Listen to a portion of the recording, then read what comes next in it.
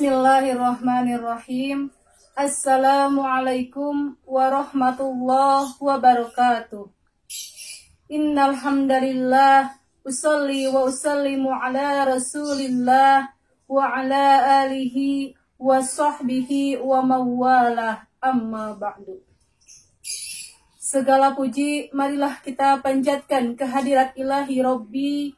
Salawat dan salam semoga selamanya terlimpah curahkan kepada panutan alam, Habibana wa Nabiyana wa Maulana Muhammad sallallahu alaihi wasallam.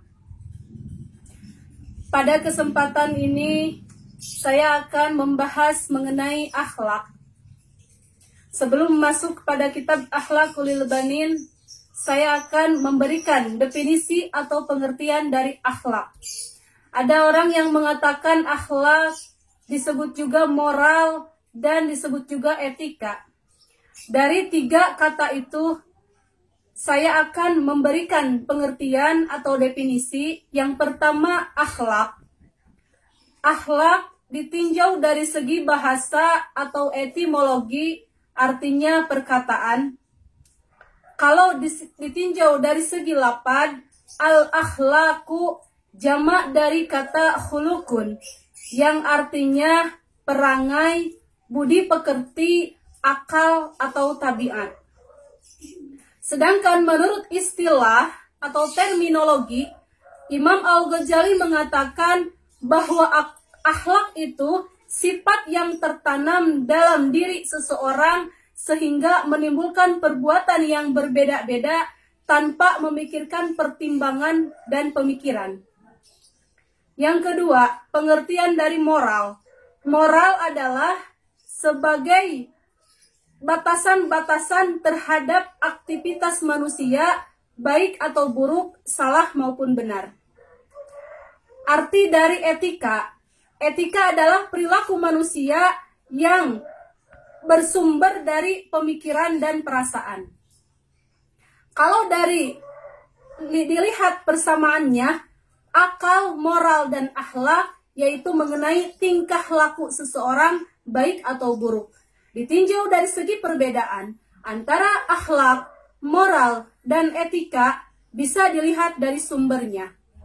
Akhlak bersumber pada Al-Quran dan Al-Hadis. Dalam Al-Quran, Allah berfirman, wa innaka la'ala khuluqin adim, yang artinya sesungguhnya Nabi Muhammad sallallahu alaihi wasallam yang memiliki akhlak yang agung. Wa qala Nabi sallallahu alaihi wasallam, dalam hadis dikatakan, innama bu'istu liutammima makarimal akhlak, yang artinya sesungguhnya Nabi Muhammad sallallahu alaihi wasallam diutus ke muka bumi ini untuk menyempurnakan akhlak. Moral ditinjau dari segi sumbernya, yaitu mengenai asas atau yang ada di masyarakat, asas-asas atau norma-norma yang ada di masyarakat. Sedangkan etika ditinjau dari sumbernya mengikuti pemikiran dan perasaan. Baiklah para sahabat, kita masuk kepada kitab Akhlaqul Banin jilid 2, yaitu karangan Syekh Umar bin Ahmad Baroja. Bismillahirrahmanirrahim. Al-akhlaqu. Di sini mu'allifil kutub membagi akhlak 2. Yang pertama, ayyuhal waladul aziz, hai anak yang mulia, innal akhlaqul hasanah. Yang pertama, akhlaqul hasanah atau dikatakan akhlaqul mahmudah. Innal akhlaqul hasanata, sesungguhnya akhlak yang baik, hiya sababu sa'adatika, dia isinya akhlakul hasanah, sababu sa'adatika, menjadi sebab kebahagiaan kamu di dunia wal akhirati, dan di akhirat. Jadi orang yang mempunyai akhlak yang baik atau akhlak yang terpuji menjadi sebab kebahagiaan di dunia dan di akhirat. Contohnya seperti apa? Contohnya kita memiliki rasa tawadhu, atau kita memiliki rasa syukur kepada Allah dengan apa yang Allah berikan kepada kita, dan kita memiliki sifat rendah hati. Itu termasuk akhlak-akhlak yang terpuji. Yardo anka robbuka. Yardo, diridhoi, anka daripada kamu, robbuka, Tuhanmu. Artinya, apabila orang yang memiliki akhlak yang baik, maka Allah akan meridhoi kepadanya. Wa yuhibbuka usratuka, dan akan dicintai usratuka, keluarga kamu. Jadi apabila memiliki akhlak yang baik, akhlakul hasanah, akan dicintai oleh keluarga. Berakhlakul karimah atau berakhlak baik di dalam keluarga, yaitu saling tolong menolong, saling menghormati satu sama lain, saling menghargai antara keluarga yang satu dengan keluarga yang lainnya. Wa jami'un nas, dan akan dicintai oleh seluruh manusia. Manusia di sini maksudnya masyarakat atau orang-orang yang ada di sekeliling kita. Wa ta'ishu bainahum, dan kehidupan bainahum di antara nas, di antara manusia, muhtaroman, akan dihormati. Jadi apabila orang yang mempunyai akhlakul hasanah, maka akan dihormati di kalangan masyarakat atau dihormati di orang-orang yang ada di sekelilingnya. Karena apabila kita ingin dihormati orang lain, maka kita sendirilah yang harus menghormati diri kita sendiri.